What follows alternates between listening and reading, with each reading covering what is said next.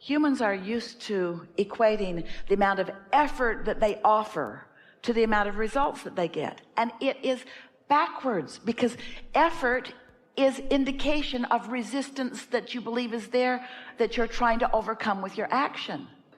And that's why the more you're able to be nice to yourself, not only with your behavior, but with your thoughts, then the more you allow yourself to receive the leverage, and we mean leverage, of the power of the universe.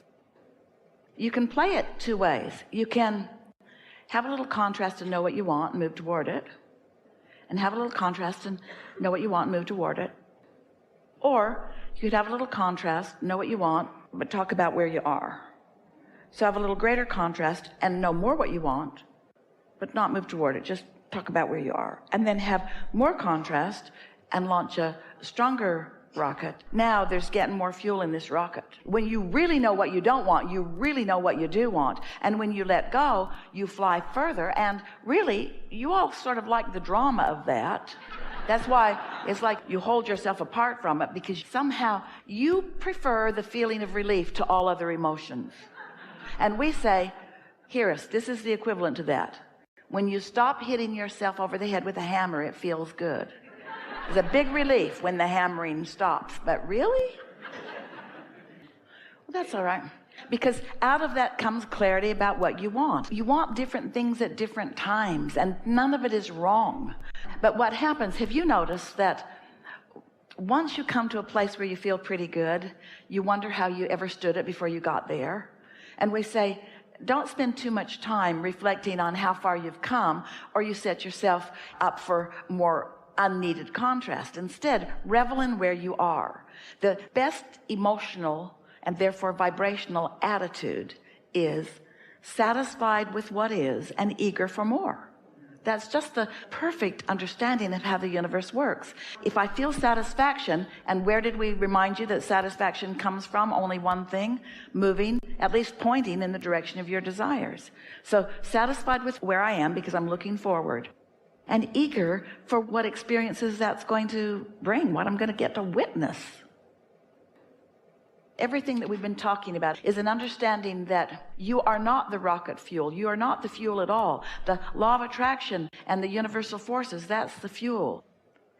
Most people offer all of their action in response to the resistance that they've stirred up with their thoughts.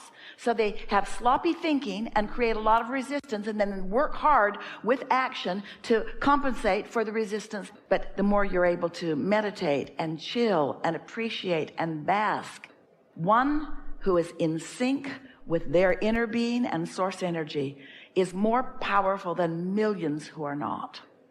There's just no comparison. But how are you going to know that till you know it? How are you going to want ease until you've been overwhelmed? How are you going to know that? You can't focus yourself into the ease and flow of source energy until you've deprived yourself from it enough to realize that you have felt better and you don't right now, and maybe something different is required from you in order to feel better. But you got to admit how interesting this is. Oh, this is so interesting. Contemplate this just for a moment. So you were born from source energy, and you are an extension of source energy, which means you were born from pure love, and you are pure love. Just rest with that for a moment. And then you were exposed to contrast, which you did on purpose, and you watched others who got here before you did and forgot their extension.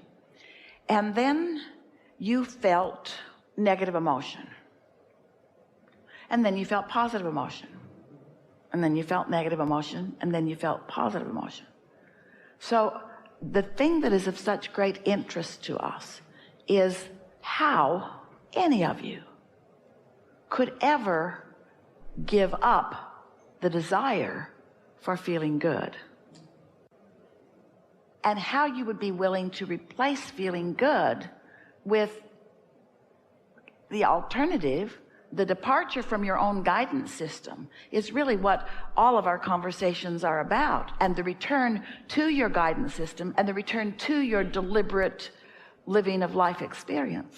Don't you find it interesting that you are love, you are born as love? It's the dominant vibration that is within you, and it feels so terrible when you're not loving. It feels so terrible to be in a moment of criticizing. That just feels awful. You know that it does, and yet you acclimate to that feeling, and in the acclimation to that feeling, then you try to control the circumstances rather than just returning to the love. The point that we want to make, that we really want you to be in a vibrational place of hearing, is that you can return to the feeling of love easily, but you will never be able to control enough circumstances to stop your feeling of opposite of that. To try to control the circumstances so that you'll feel better gets you nowhere. It's so much easier.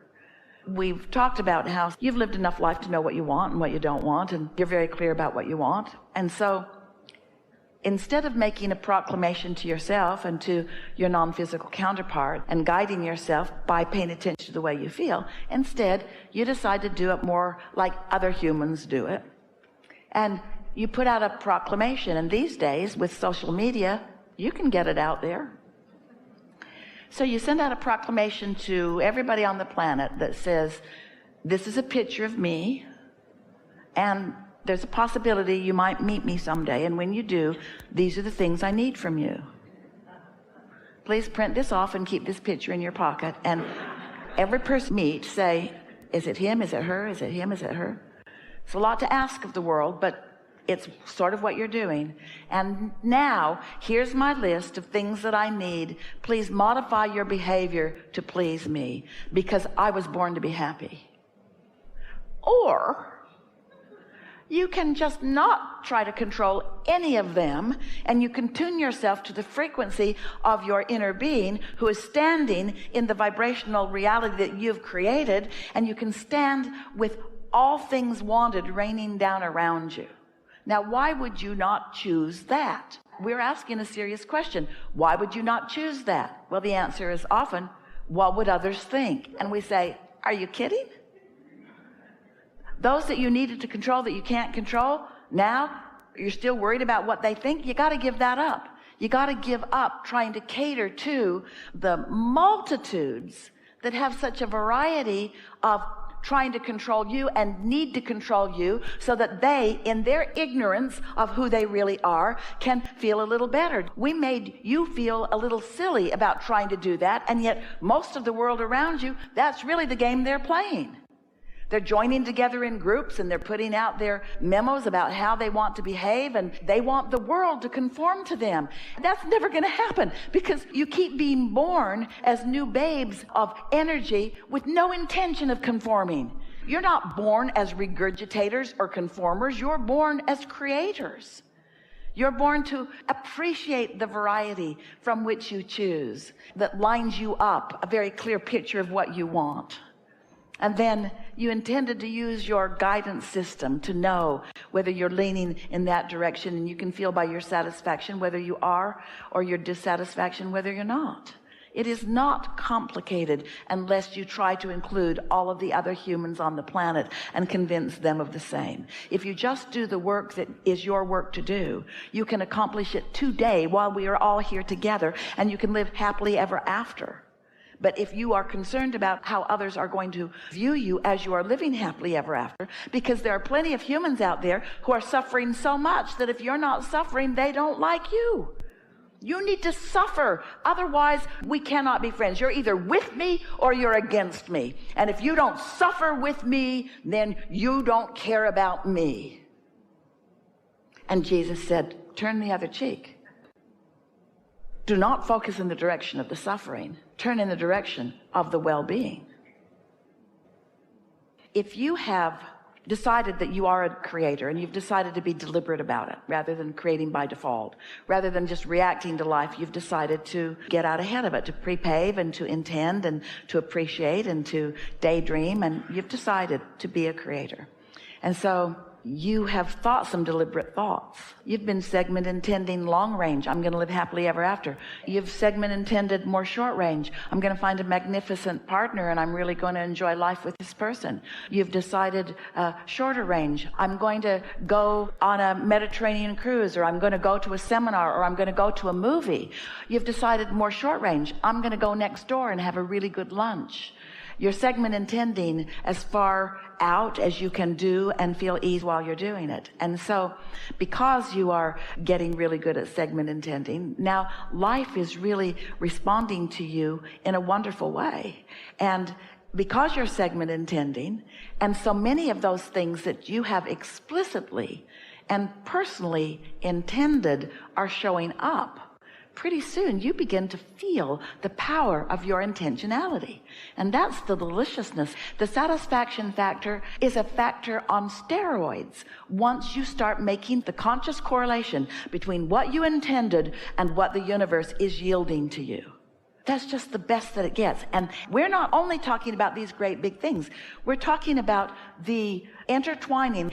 Those things become as meaningful as great big things. The way the universe wraps around you and adores you and shows you your well-being in this moment, in this moment, in this moment, in this moment, in this moment, before long you begin to know your worthiness. It's not just this fleeting thought that you're hoping for. As a human, you stop waiting until you're in heaven, hoping that when you get there, someone will assign you the having been worthy label. Instead, you realize that your worthiness was always there, and lots of times you weren't letting it in, but now you figured out how to let it in. So you let yourself be loved. You see, Source is loving you, but if you don't let yourself be loved, you don't know Source is loving you. You got to turn on your radio and dial it into love, and then you feel loved, you see. Yeah. So the only reason that you ever feel doubt or fear or any negative emotion is because you're approaching the subject of your desire in opposition to the way your inner being is approaching the subject of your desire. That's what emotions are. Every time you feel negative emotion, it's the rest of us saying, that's not how we see this. That's not how we see this. We know you can do it or have it or be it if you want it. Why are you letting all that you've lived so far? That would be like getting in your car to go somewhere, and it's a 1,000-mile journey, and you get out on the road somewhere along the way, 200 miles out or 300 miles out or 400 miles out, and you say, I'm not there yet, I'm never going to get there. And then you're so disappointed that you're not there that you just spin around and don't move in the direction of it anymore, or worse still, turn and go in opposition to it. That's ridiculous. You know, in terms of your physical physics of your world, that if you keep moving in the direction that you can get to wherever you're going, life is showing you that too. We just want you to understand it in the vibrational sense, you see. You didn't come here to get stuff done. You came here for the fun of doing it. This desire that you have, what is it? Isn't it always some series of steps moving in the direction of? And as the eternal being that you are, do you really think that those steps are ever going to end? That there's ever going to be an ending to the next and the next and the next and the next? Of course not. There's always the next and the next and the next and the next and the next and the next. It is so important that you accept your eternal incompletion. We are eternally incomplete. That's why we're alive. Because we're eternally reaching for more, you see, reaching, becoming, moving in the direction of. And so you say things as humans. Most people don't mean it when they say it, or they don't understand the depth of what they're saying. When you say the joy is in the journey, well, no kidding. Because the reason for the desire is it points you in the direction of something and gives you a reason for the journey. But the journey is the way the universe delivers to you sequence after sequence after sequence to show you that you are seen and that you are heard and that you are loved and that you are worthy. That's what your life is wanting you to derive from it. All of us from the non-physical perspective are rooting for your finally accepting the I can do anythingness of your beingness. The invincibility of your beingness, you see.